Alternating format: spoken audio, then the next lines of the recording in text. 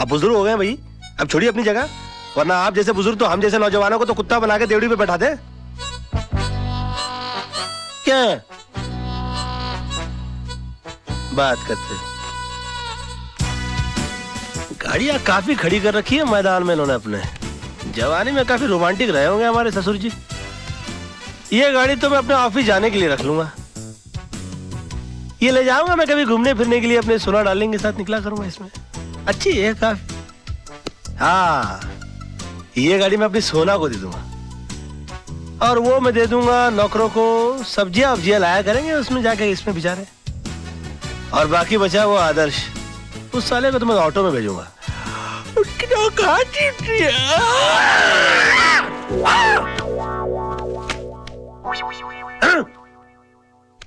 आहा, क्या बात है, तैयारियां हो रही है हनीमून पर चलने की। ये इतने सारे कपड़े लेकर क्यों चल रही हो? नहीं बाबा, हम हनीमून नहीं, अपने घर जा रहे हैं, बस्ती में। अच्छा, बस्ती में चल रही हो? तुम बस्ती में रहोगी? तुम बस्ती में क्यों रहोगी? मेरा मतलब है कि तुम वहां कैसे रह पाओगी? जैसे तुम रहते हो, और वैसे भी शादी के बाद लड़की का घर उसके पति के घर में होता है। मैं जानती हूँ ना तुम्हें तुम्हारी इज्जत कितनी प्यारी है।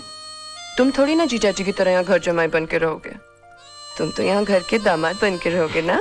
Now be a good boy and get ready, okay? जानू, बेबी, सोना, समझा करो ना। देखो, गुलिस्तान का फूल जो होता है ना, वो रेगिस्तान में कभी पनप नहीं सकता। ज्यादा से ज्यादा क्या होगा, लोग यही कहेंगे ना कि मैं घर जमाई बन गया। सुन लूंगा, सह लूंगा मैं, तुम्हारे खातिर, तुम्हारे प्यार के खातिर। ए, उस दिन टूटते हुए तारे को देखकर मैंने भीख मन्नत मांगी थी। मैंने मांगा था कि तुम मुझे पति के रूप में मिलो, क्योंकि तुम में हर वो बात है जो एक लड़की अपने पति में ढूंढती है। जिम्मेदारी का एहसास, सच्चाई, ईमानदारी, सब कुछ। बस भगवान ने मेरी सुन ली, और इसलिए जहां तुम रहोगे वहां मैं रहूंगी। जिस हाल में रखोगे उस हाल में रहूंगी, लेकिन तुम्हारे सम्मान के साथ कभी समझौता नहीं करूंगी, ठीक है? Oh, come on, smile, baby. I have to pack. Love you. Bye.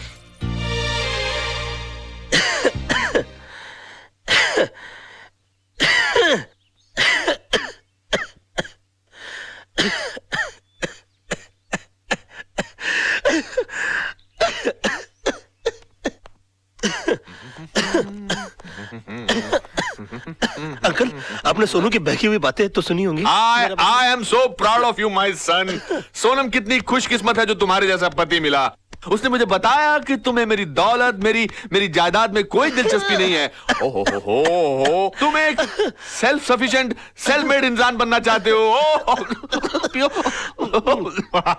मेरी सारी चिंताएं दूर हो गई। अब मैं सोचता हूं कि सारी दौलत आदर्श को दे दूं, जायदाद उसको दे दूं और खुद रिटायर हो जाऊं। क्या कि मैंने जिंदगी, पानी पियो बेटा, मैंने जिंदगी में इतना काम किया है कि अब मैं चाहता हूं अपने फार्म हाउस में चला जाऊं, वहां आलू उगाऊं, भिंडी उगाऊं, तुम लोगों को अपने हाथ से उगाई हुई ताजी ताजी सब्जी भेजूं। क्यों, कैसा लगा मेरा प्लान तुमको बेटा?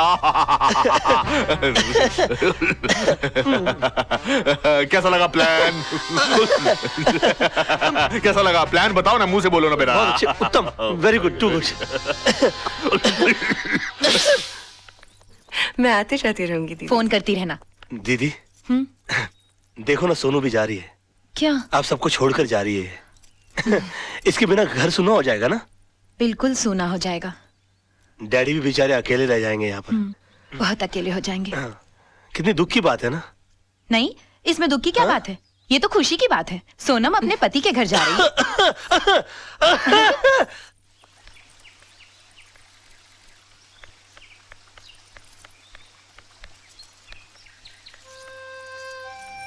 Hi, Dad.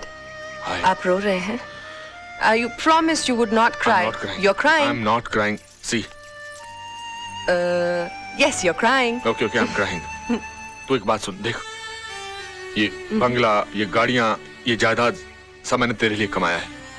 तू एक बार फिर से सोच ले कि तू यहाँ से ऐसे ही जाना चाहती है या मैं तेरे लिए।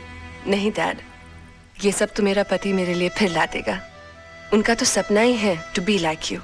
ही wants to be a self made man. हाँ, यहाँ से जाने से पहले मैं आपसे कुछ मांगूंगी जरूर। मांगू? Please. Give me a tight hug dad. Wish me luck. Oh my baby, I love you. Wish you all the best in your life. बताइए, लोग तो पैर पे कुल्हाड़ी मारते हैं, मेरी बीवी ने मेरे सर पे कुल्हाड़ी दे मारी है। आज तो बुढ़ऊ का आशीर्वाद भी लानत लग रहा है मुझे। क्यों 2.5 दिन के सुल्तान लुट गए तेरी रियासत? बड़ा खुश लग रहा है बे। खुशी की तो बात है।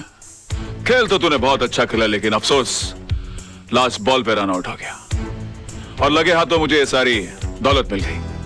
कभी कभी एक पत्ता गलत गिर जाता है, होता है। कभी कभी सचिन तेंदुलकर भी 0 पे आउट हो जाता है। बची बात इस दौलत की, तो सोना जैसी प्यार करने वाली लड़की के सदके में मैं इसकी 10 गुना दौलत तो जैसे गरीब की झोली में डाल सकता हूं।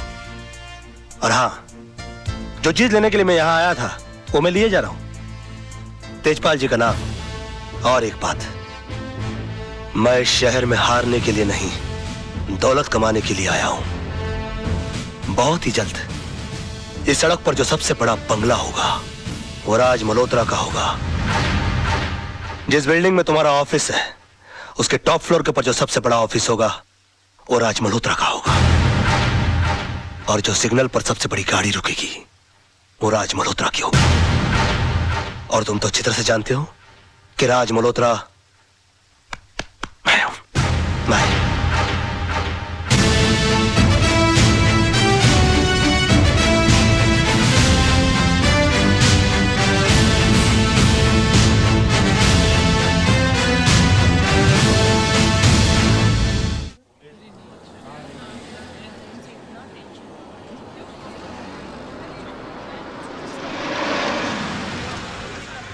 जानू, 2 मिनट के लिए ठहरो, मैं तुम्हारे स्वागत की तैयारी करके आता हूँ। मैं भी आती हूँ ना। डोंट हर्ट माई फीलिंग जानू। शादी के बाद पहली बार घर आ रही हो ना? अच्छा। ओए मुंडू, चाय भेजे। अरे अरे अरे, ये क्या देख रहा हूँ मैं? सुदामा की कुटिया में भगवान श्री कृष्ण पर्सनली पधारे हैं। मजाक मत कर यार। अरे मजाक तो आप कर रहे हैं। तेजपाल के दामाद, 3-3 बंगलों के मालिक मेरी कुटिया में क्यों? बंगलों में रेनोवेशन चल रहा है क्या? रेनोवेशन नहीं, रेवोल्यूशन चल रहा है। मेरी पत्नी है ना, खुददार टाइप की भोली भाली लड़की है। कहती है कि पत्नी की शादी के बाद जगह होती है उसके पति के घर में। अब पति बेघर है, उसको कैसे बताऊं मैं यार? अच्छा, मतलब भाभी को भी साथ लेके आया है? हाँ, वो नीचे गाड़ी में बैठी है ना, ऊपर तो क्या आ नहीं सकती। गाड़ी में बैठी हुई है? अरे भाभी, भाभी मैं सीढ़ी से उतर के नीचे आ रहा हूँ। I swear this world is full of emotional fools, man. ये साइकिल वाले हाथ, मेरी भाभी आई है। ए भाभी जी, वेलकम वेलकम वेलकम। आइए आइए। ए छोटे, जल्दी सामान उठा। नमस्ते भैया।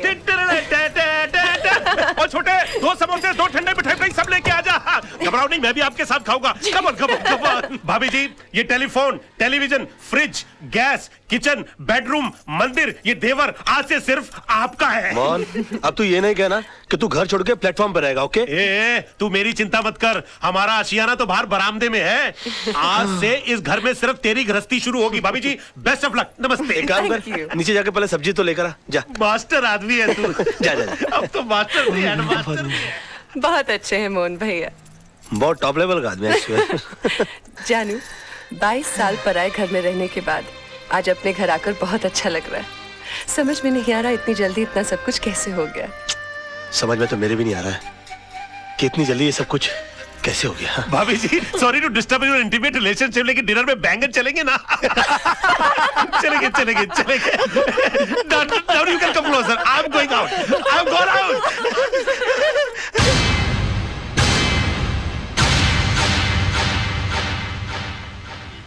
मिस्टर रजत, ये पूरा कोर्ट खाली का खाली क्यों पड़ा हुआ है? क्योंकि राज, कोई भी लॉयर कालरा के भाई का मर्डर केस लड़ना नहीं चाहता। कमाल है, क्रिमिनल लॉयर मर्डर केस लड़ना नहीं चाहता। वो क्यों? भाई मामूली आदमी थोड़ी है वो। इस शहर के सबसे बड़े अंडरवर्ल्ड डॉन का भाई है। दिन दहाड़े रास्ते पर एक आदमी को उसने जलाकर मार दिया। हाँ, तो डॉन का भाई है तो उसके खिलाफ गवाही कौन देगा? है एक आदर्शवादी सोशल वर्कर पांगे। जब फाइनल हियरिंग का टाइम होगा तो उसको अस्पताल पहुंचा दिया जाएगा। नहीं राज, उसे पुलिस प्रोटेक्शन है। और फिर सब लॉयर्स ये जानते हैं कि पांगे अपनी जबान कभी नहीं बदलेगा। और अगर उसकी गवाही पर कालरा के भाई का वकील ये केस हार गया तो कालरा उस वकील को गोली मार देगा। और अगर जीत गया तो? डूंगरी में ठस जाने का। ये भाई कौन है, कहाँ जा रहा है? जी, वो कालरा साहब से काम क्या है? वो उनके भाई के केस के सिलसिले में बात करनी है उनसे। वकील लग रहा है भाई। ठीक है ठीक है। इस फाइल के अलावा और भी कोई फाइल है क्या? मुझे। नहीं, इसका कॉपी चाहिए। कालरा भाई, वकील साहब मिलने आए आपसे। Hello sir. कौन है तू? वो आपके भाई के मर्डर केस के सिलसिले में बात करनी थी आपसे। ओ, बात कर इसे। पहले कोई मर्डर केस लड़े हो? जी नहीं, मर्डर केस तो नहीं लड़ा, लेकिन काफी बड़े बड़े केस हैंडल किया, जैसे robbery case, half murder case. Murder case भी निकालूंगा यूं। ए, क्या काला किसी को भी इधर भेज देता है? ए, जावा यहाँ से, बहुत काम है। काला साहब, बात तो सुनिए मेरी। ए, मेरा दिमाग वैसे ही ऑफ आउट है। मैं तेरे अंदर 2 गोली डालेगा, पुलिस मेरे को पकड़ेगा, ये लोग मेरे लिए वकील ढूंढेगा भी। जा जा। देखिए काला साहब, एक सेकंड, सॉरी। वैसे भी आपके भाई का केस लड़ने के लिए कोई तैयार नहीं है। जब मैं अपनी जान का जोखिम लेने को तैयार हूँ, तो आपकी भी चाट रहे हैं।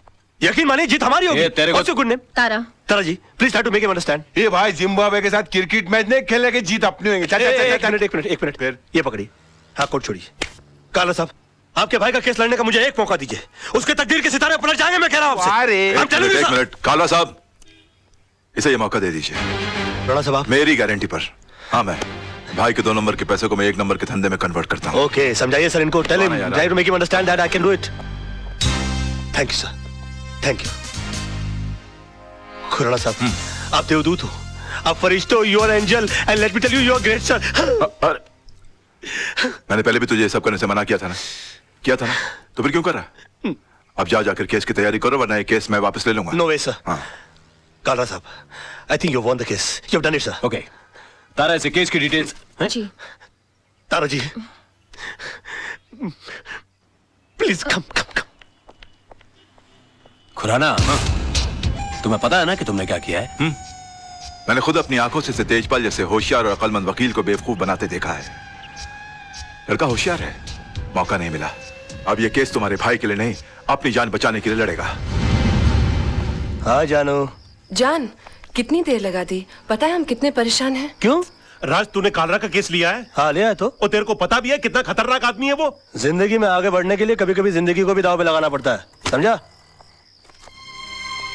अपनी जान को दांव पे लगाने से पहले तुमने ये भी नहीं सोचा कि मेरा क्या होगा और हमारे होने वाले बच्चे का क्या होगा? जानू, ये सब मैं उसी के लिए तो कर रहा हूँ। तुम एक मिनट के लिए सोचो तो सही कि मुझसे शादी करके तुमको क्या हासिल हुआ? ये सड़ा हुआ छपरा, ये उजड़ी हुई बस्ती जिसे हम आशियाना कहते हैं, आनंद महल? नहीं, मैं नहीं चाहता हूँ कि मेरी होने वाली औलाद इस जगह पर अपनी आंखें खोले। और तुम देखना, ये केस तो मैं चुटकी बजा के जीत जाऊंगा।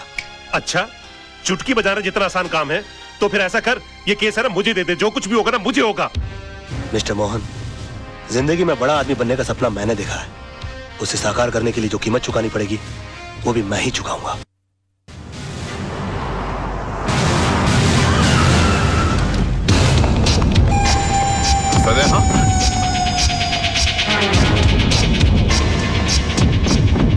योर ऑनर, 26 तारीख की शाम को 5, 5:30 का वक्त रहा होगा कि मैं दिन भर की जनसेवा से थका मांदा लल्लू भाई पार्क की बेंच पर आराम कर रहा था कि अचानक मुझे बचाओ बचाओ के चीखने की आवाजें आई। मैंने मुड़कर देखा तो लल्लू भाई पार्क के पीछे वाली सड़क पर एक आदमी बेतहाशा भागा जा रहा था और उसके पीछे ये साहब, बिल्कुल यही साहब, हाथ में टीन का डिब्बा लिए हुए उसी तेजी से उसका पीछा कर रहे थे। सामने भागने वाले आदमी को ठोकर लगी और वो गिर गया। इन्होंने उसे दबोचकर उस पर उस डब्बे से मिट्टी का तेल छिड़ककर जला दिया साहब, बुरी तरह जला दिया। डिफेंस को कुछ कहना है? यस मिलॉर्ड, मैं मिस्टर पांगे को क्रॉस एग्जामिन करने की इजाजत चाहूंगा। Permission granted. Thank you sir. Oh sorry. हाँ तो मिस्टर पांगे, आपने लल्लू भाई पार्क से इन्हें त्रिलोकनाथ ज्वेलर्स को जिंदा जलाते हुए देखा? जी हाँ, मैंने अपनी आंखों से देखा है। जब यह हादसा हुआ वहां पर काफी लोग होंगे? बहुत सारे लोग थे साहब, काफी लोग थे। तो उनमें से कोई गवाही देने के लिए क्यों नहीं आया? क्या बताऊं साहब, सब डरते हैं इनसे, डरते हैं। अच्छा, आपको डर नहीं लगता? नहीं साहब, मैं नहीं डरता। तो आप जैसे बता रहे हैं कि आप निर्भय और निडर आदमी हैं, ऐसे आदमी के सामने किसी को जिंदा जला दिया गया, आपने उसको बचाने की कोशिश क्यों नहीं की? कोशिश की थी वकील साहब, लेकिन जहां मैं खड़ा था वहां से पार्क का गेट कुछ फासले पे था। पहुंचते पहुंचते वक्त लग गया, तब तक वो चल चुका था। तो आपको गेट तक जाने की कोशिश करने की क्या जरूरत थी? आप दीवार फांद कर जा सकते थे और उसको बचा सकते थे। वकील साहब, शायद आपको ये नहीं मालूम कि पार्क की दीवार 3-4 फुट ऊंची है।